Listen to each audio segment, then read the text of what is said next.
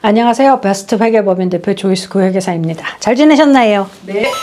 오늘은 One Big Beautiful Bill에 나온 프로포즈된 뭐냐면 이제 비즈니스 오너들의 얘기를 좀 하고 싶어요.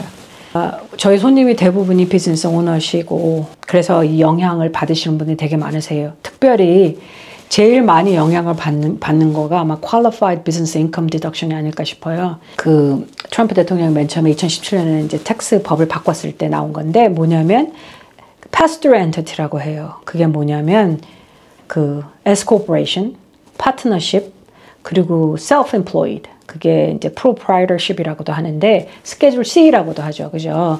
그러니까 내가 자영업을 하시는 분. 자영업을 하시는 분하고 그죠? S Corporation 그리고 파트너십이 정말 많아요. 스몰 비즈니스는 이제 그분들한테 다 적용되는 디덕션인 거예요. 그래서 2017년에 나왔던 그 텍스법은 20%까지를 공제해 줄게. 그래서 내 프로핏이 만약에 10만이면 20%를 빼줘야 하는 건 뭐냐면 2만 불을 빼서 텍스를 내야 되는 금액이 10만으로 계산 안 하고 8만으로 계산할 거예요. 이거거든요. 그게 QBI 디덕션이에요. 뭐 캡 199 캡 A 디덕션이라기도 하기도 하고 그렇게 되는데 이거를 23%까지 올리겠어요 하는 걸 한 거예요. 그러니까 사실 비즈니스를 하는 스몰 비즈니스를 하시는 분들의 입장에서는 굉장히 환영할 만하는 일인 거죠.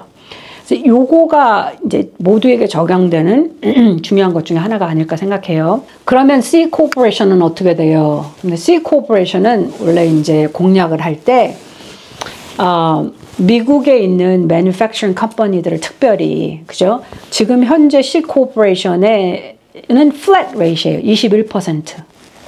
그러니까 받는 그 이윤의 21%의 연방 정부 텍스를 내야 해요. 그런데 그거를 뭐 15%까지 내려볼게 했는데 그거를 넣지는 않았어요. 그래서 그거 들어가지는 않아서 그렇게 될 것 같지는 않아요. 그 대신에 많은 것들을 얘기했는데 그 manufacturing을 그러니까 그 공장이라고 하죠. 공장들을 미국에 갖고 있는 회사들한테 여러 가지로 혜택을 주려고 하고 있어요. 그래서 이제 그 지금 여러 나라에서 다른 나라에서 돈을 갖다가 끌어오려고 애쓰고 있잖아요. 회사들을 끌어오려고 하고 예를 들어서 스위tzerland 같은 데에서는 그 이제 약 만드는 메디칼 약 만드는 회사가 이제 투자를 한다고 하고 그러니까 이제 그런 회사들한테 이제 혜택을 많이 주려고 하고 있어요. 이 중에 또 이제 우리한테 다 적용될 거가 뭐냐면 그 비즈니스 때문에 그죠? 100%로 예를 들어서 비즈니스 때문에 equipment 무슨 도구를 사거나 차를 사거나 이제 이렇게 했을 경우에 보너스 디프리시에이션이라는 게 있어서 내가 현재 빼는 감가상각보다는 더 뺄 수 있게 해주는 게 보너스 디프리시에이션인 거예요. 원래 있던 법보다. 근데 이제 그게 2025년도에는 40%로 주는데 이 법이 통과되면 2025년도에도 100% 뺄 수 있게 해줄게. 그게 이제 또 골자이고. 그러니까 투자를 하는 회사들 입장에서는 굉장히 환영할 만한 일이죠.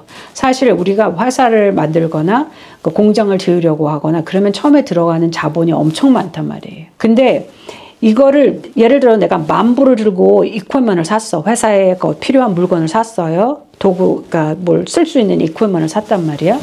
그런데 연방정부에서 예를 들어서 감가상각을 1년에 20%씩만 해. 혹은 40% 보너스까지 해서 40%만 하면 무슨 뜻이냐면은 내가 이번에 10,000불을 주고 사실은 돈이 나갔는데 비용 공제를 40,000밖에 못 한다는 뜻이에요. 그러니까 IRS 입장에서는 이런 걸 왜 만들었냐면은 야 사실 그 물건이 그 라이프 스팬 그 물건을 쓸 수 있는 기간이 1년이 아니잖아. 1년이면 없어지는 소모품이 아니잖아. 5년은 쓸 수 있잖아. 혹은 7년을 쓸 수 있잖아. 혹은 15년을 쓸 수 있잖아. 그러니까 공제를 나눠서 해. 그게 무슨 뜻이에요? 그러면 IRS 입장에서는 그 돈을 좀 더 빨리 걷어들일 수 있다는 뜻이죠. 내가 10,000 불을 벌었는데 이번에 10,000불짜리 이퀄먼을 샀는데 여기에 40%밖에 공제를 못하면 그죠? 그러니까 IRS가 이제 그런 걸 만들어 놓은 거예요. 근데 이제 manufacturing이나 미국에서 하는 공장들이나 비즈니스나 모든 거가 투자를 하는 걸 더 원활하게 하게 하고 돈을 더 넣게 하고 그리고 이제 회사를 더 빌드하게 하기 위해서 이제 비즈니스한테 그런 혜택을 주자 이렇게 된 거예요. 그 공장을 사오거나 하면 굉장한 많은 혜택을 주고 특별히 이제 이렇게 디프리시에이션도 보너스를 첫 번 해부터 다 뺄 수 있게 해줄게. 이런 이제 이거를 이 빌 안에 넣은 겁니다. 그리고 이제 비즈니스 하시는 분들한테 작은 비즈니스를 하시는 분들한테 예를 들어서 내가 뭐 벤모나 이런 걸 통해서 돈을 받으면 그 또 크레딧 카드 프로세싱 컴퍼니들 있잖아요. 그래서 손님한테 크레딧 카드 받을 때 그걸 프로세스 해주는 제3자가 있으면 거기서 이제 1099K라는 걸 이슈해요. 그래서 이 1099K를 받으면 그걸로 텍스 보고를 해야 되는 거예요. 자영업자가 혹은 비즈니스 오너가. 근데 그전에는 이렇게까지 보고해야 되는 미니멈 어마운트가 많지 않았는데 현재 법대로 가자고 하면 2025년도에는 크레딧 카드 프로세싱 컴퍼니가 2,500불을 받았다고 하면 1년에 그런 보고를 하게 되어 있고 내년에는 그게 600불로 줄어들 판이에요. 근데 이게 엄청난 페이퍼 웍이겠죠, 사실 누군가는. 근데 이제 그거를 이 법에는 뭐라고 했는 거냐면 1099K를 적어도 2만 불 이상 번 사람한테만 이슈하자. 그러면은 이제 그 밑에 버는 사람들은 딱히 보고할 이유가 없어지는 거죠. 무슨 얘기인지 아시겠죠? 근데 어느 프로세싱, 예를 들어서 아마존이나 이런 큰 회사들은 인컴이 그 threshold가 안 돼도 그냥 이슈할 수가 있어요. 그래서 텍스 보고를 하는데 법이 어떻게 통과되든지 간에 만약에 내가 1099K를 받으면 비즈니스 하는 사람으로서 누군가 나한테 1099K를 이슈하면 그건 꼭 텍스 보고를 하셔야 됩니다. 금액이 얼마와 상관없이. 왜냐면 그게 무슨 뜻이냐면 그 1099K를 이슈한 그 회사가 나한테도 주지만 IRS에도 보냈다는 뜻이거든요. 그래서 그거는 꼭 보고를 하셔야 되는 겁니다.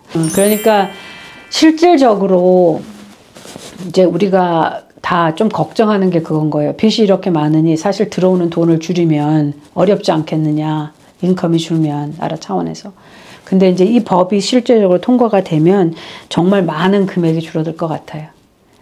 현재 프로젝션은 그렇습니다. 이제 이게 어떻게, 근데 이게 다 모든 이제 컨그레스와 하우스가 다 통과돼서 법이 되려고 하면 뭐가 좀 더 바뀔 거라고 예상을 해요. 예상을 하기 때문에 이제 뭐가 또 바뀌겠죠. 그렇지만 이제 골자는 그렇고 이거에 대해서 이제 사람들이 정말로 관심이 너무 많고 그리고 이제 스몰 비즈니스들한테는 굉장히 중요한 안건들이라서 이제 패스가 될 거라 생각합니다. 저는 개인적으로. 네. 오늘도 함께 해주셔서 감사합니다.